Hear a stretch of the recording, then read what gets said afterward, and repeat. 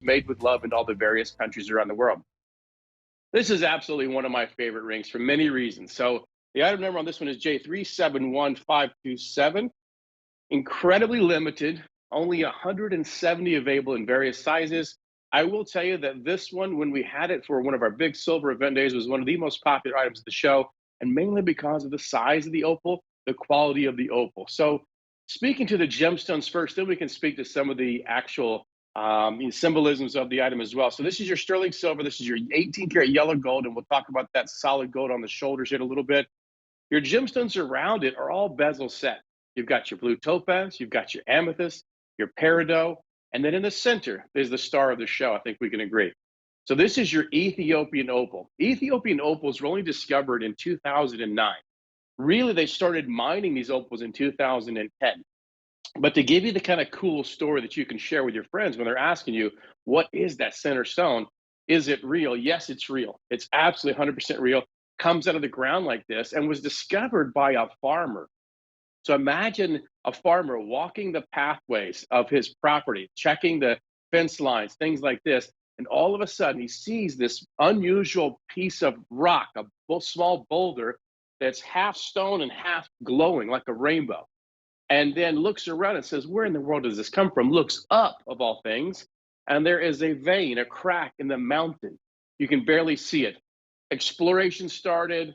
People started coming in to look for it. They got the mining rights, and they started mining this by hand because it was 4,000 feet up into the mountains.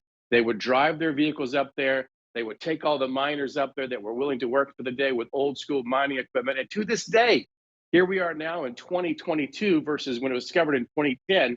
They are still mining this by hand because it's in an area and a region and up on the mountain where you can't bring in all the industrial equipment. So very unique, very beautiful and natural. And when you grade an opal like this, what we do in the gemology world, from the graduate gemologist of GIA, you actually look all around the stone and you make sure that there's no kind of dull spots or veins, as they say sometimes in an opal.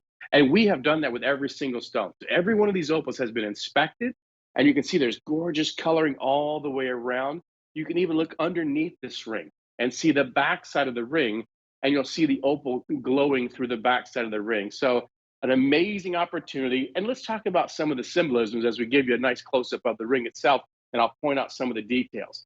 So as you look at this ring, notice on the shoulders.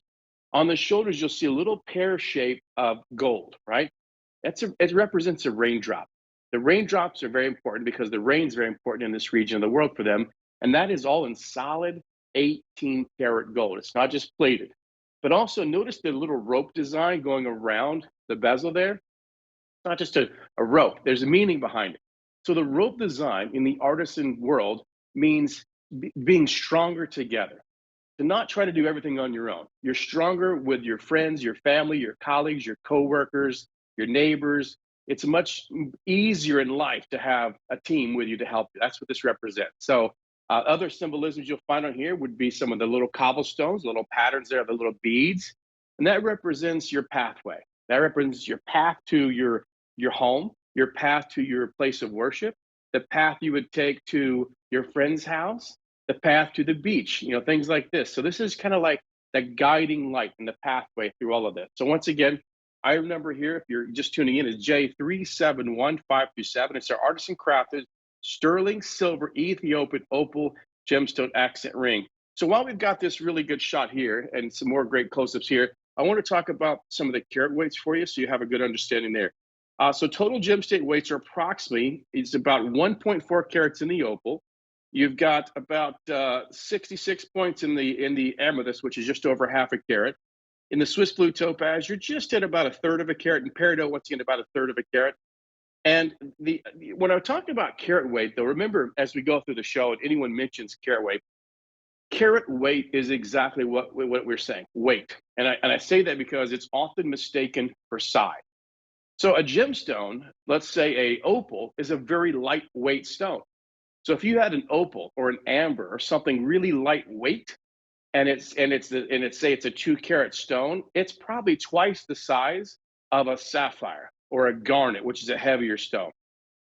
So back to the opal and back to the colors. What are you looking for in an opal? Well, in an Australian opal, you're looking for blues and greens. This is an Ethiopian opal. In an Ethiopian opal, you want to see colorless areas, which bring out the greens, reds, yellows, orange, and then every now and then a little bit of blue. But the dominant colors we're looking for are the orange, the green, and the yellow. And what helps you to see this is if you have a white opal, it's hard to see, right? So when you get a good Ethiopian opal, what you're looking for is colorless areas of the opal. If any of you have ever seen or heard of a jelly opal, it's very much similar to a jelly opal, which is very, very rare, very, very expensive, and very hard to find. The beauty of those shopping for the Ethiopian opal in today's world and here at QVC is this is still a baby in the gemstone world. This was only discovered in 2009, really 2010 is when we started mining for this stone. So again, artisan crafted, you're not going to see the prongs. You notice that it's bezel set. That's something that our artisans love and take pride in because you have to be incredibly accurate. So when you cut the stones, and then when you create the actual ring, which you're doing that by hand, that's when you start to see it all come together and how it's just smooth. Like this is a ring, when you place it on your fingers, ladies, you're going to want to touch it. It's a wearable work of art. And I spoke with a designer. I love speaking with this designer. This is the designer's wife's favorite ring of all the rings that he makes and all the rings that all of his wonderful designers, friends, and colleagues in these family-owned workshops create. This is his wife's favorite. All right. So take a look at that one once again. Still available in various sizes, but it is limited. Our next one, though, we're going to have to really